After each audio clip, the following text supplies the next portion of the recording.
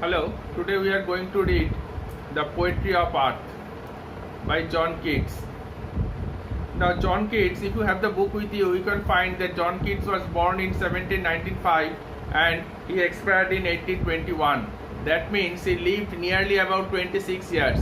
So, within 26 years of his life, he churned out a poetry, a body of work, body of poems that nobody could, that remains even unsurpassable even today.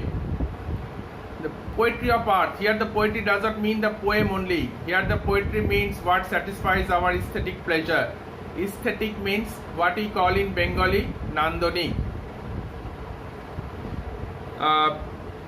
John Keats lived for 26 years. You all know he aspired to be a medical practitioner, but he turned out to be a poet. The Poetry of Earth is primarily a poem of sound. You know, it's a poem of sound. The poet has recaptured various sounds of nature in his poetry, and he emphasized that the sound of nature is eternal. It can never cease. It can never stop. It is as eternal as the nature's scenic beauty. So let's go straight to the poem. The poetry of earth is never dead. The poetry of earth is never dead. That means the poem starts with an emphatic assertion that the poetry of earth is eternal. It never dies. That means that nature never stops to appealing to our senses. The nature never stops to move us.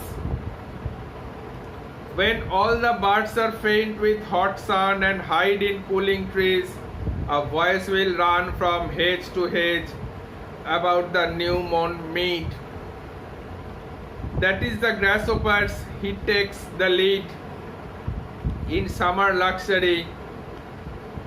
He has never done with his delights, for when the tired out with fun, he rests at ease beneath some pleasant weed. Now this portion is called octet.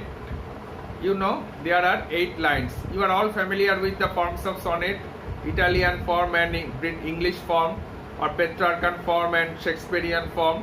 So there is nothing to say about the structure of the poem, but what I can tell you that it is written in Petrarchan model. So the octet part of the sonnet recaptures the nature in summer. Even in the summer, when the sun rises in the sky, the heat is scorching, heat is unbearable. No, all the birds have stopped singing, but still the sound of nature never stops. The duty of producing the melodious sound of nature is carried on by none other than the grasshopper. Grasshopper is called in Bengali foring. So octave part recaptures the sound of nature during summer. When all birds have stopped singing, grasshopper takes the luxury of singing. And what the grasshopper does, he flies from hedges to hedges till he gets tired and he takes rest under the wheat. Now let's come to the sestet part. The sestet part recaptures nature in its winter. Now in a biting cold, when the nature is suffering from biting cold, everybody prefers to be shut indoors. The nature's music never stops. The poetry of earth is ceasing never. On a lone winter evening, when the frost has wrought a silence from the stove, there shrills the cricket's song in warmth increasing ever. Now there is a chilly winter. Everybody prefers to be shut indoors. There is a silence because nobody wants to brave the chilly winter outside. And the stove, you know, the cooking oven run by generally kerosene. From the stove where the cooking is made, It doesn't matter whether there is scorching heat or biting cold, the daily activities of life still go on, and that is what the poet suggests. Even in the wintry evening, when there is none in the outside, the process of cooking is still going on, and from the stove there comes the sound of cricket. Cricket means what we call in Bengali jhijipoka. And the song of the cricket, it increases the warmth of the lonely winter and seems to one in drowsiness half lost the grasshoppers among some grassy hills. Now during winter, the grasshopper can be found drowsy in the grassy hills. Grasshoppers cannot sing in the winter.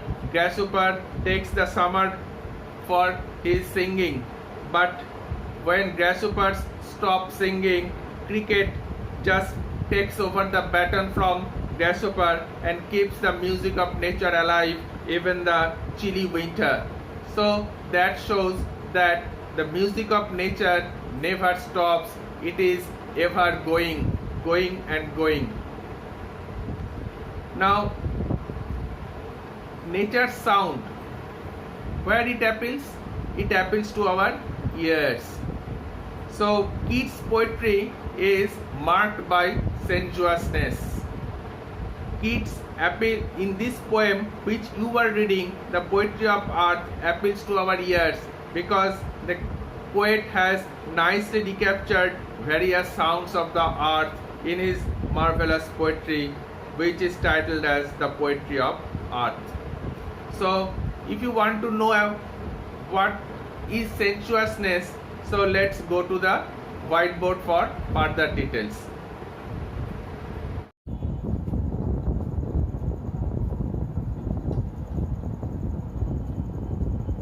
Sensual. The word sensual means what satisfies or gratifies our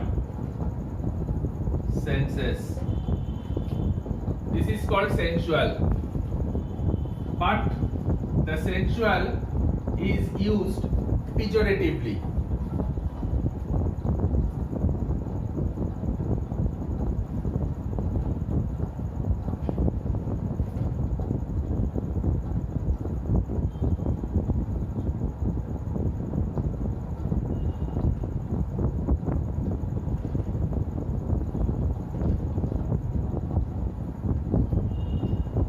Or nindarthe.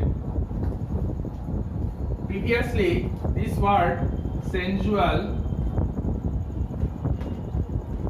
originated in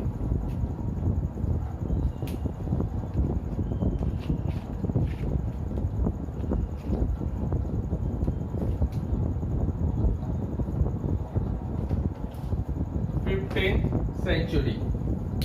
When the word originated, it means all types of sensual pleasure apart from intelligence. There is no role of intellect. But in 1641,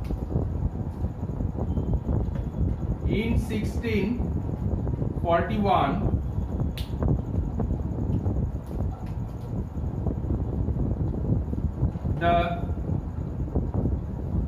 famous poet John Milton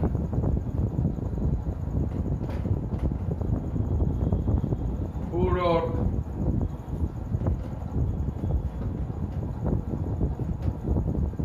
Paradise Lost,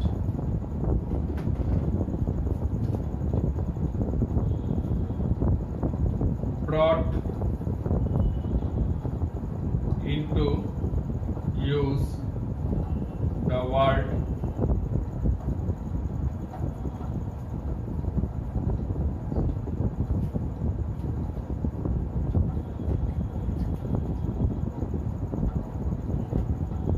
sensuous.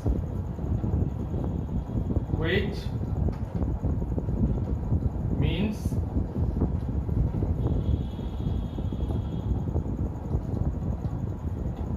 aesthetic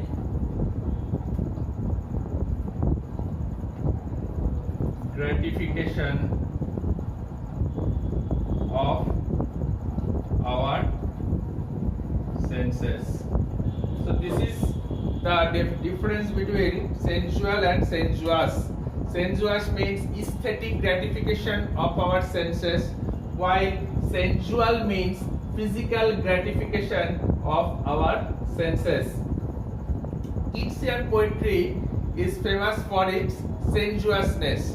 When you have read the poetry of art, the various sounds, the sounds of grasshopper, the sounds of cricket appeal to our ears, and Keats is famous for his sensuousness.